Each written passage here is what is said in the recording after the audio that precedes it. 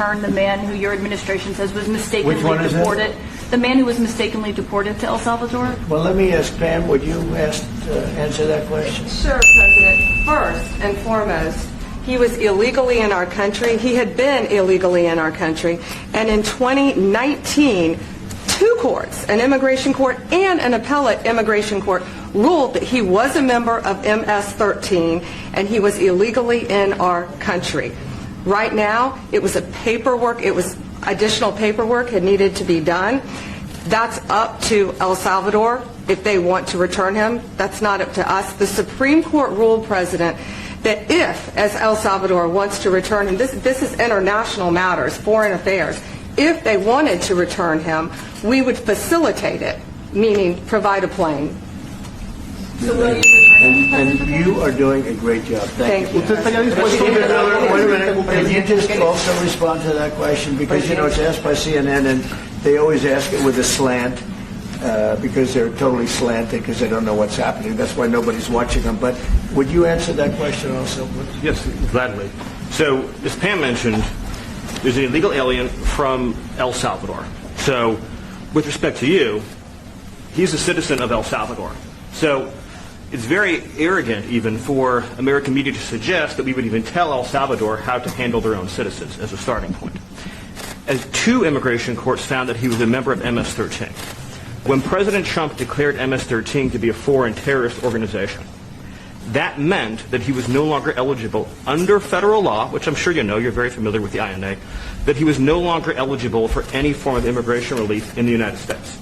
So he had a deportation order that was valid, which meant that under our law, he's not even allowed to be present in the United States and had to be returned because of the foreign terrorist designation. This issue was then, by a district court judge, completely inverted, and a district court judge tried to tell the administration that they had to kidnap a citizen of El Salvador and fly him back here. That issue was raised with the Supreme Court, and the Supreme Court said the district court order was unlawful, and its main components were reversed 9-0 unanimously, stating clearly that neither Secretary of State nor the President could be compelled by anybody to forcibly retrieve a citizen of El Salvador from El Salvador, who again is a member of MS-13, which, as I'm sure you understand, rapes little girls, murders women, murders children, is engaged in the most barbaric activities in the world, and I can promise you, if he was your neighbor, you would move right away. So you don't plan to ask for it to get him back?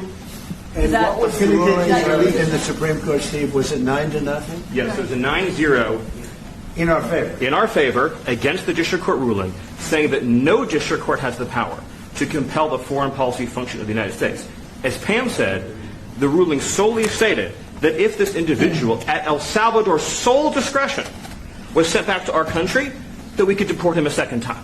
Well, no version of this legally ends up with him ever living here because he is a citizen of El Salvador. That is the president of El Salvador. Your questions about it, per the court, can only be directed to him. I asked President Bukele, can President Bukele weigh in on this? Do you plan to return him? Well, I suppose you're not suggesting that I smuggle a terrorist into the United States, right? It's always how can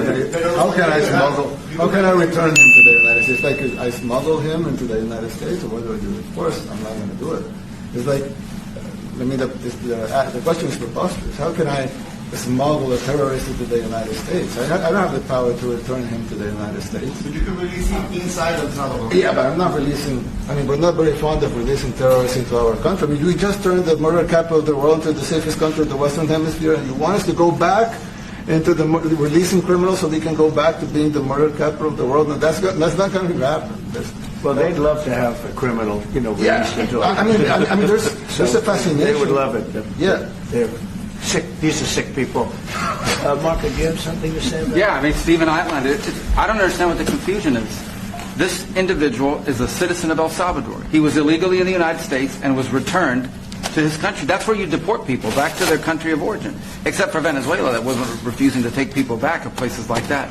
I can tell you this, Mr. President. No, the foreign policy of the United States is conducted by the President of the United States, not by a court. And no court in the United States has a right to conduct the foreign policy of the United States. It's that simple. End of story.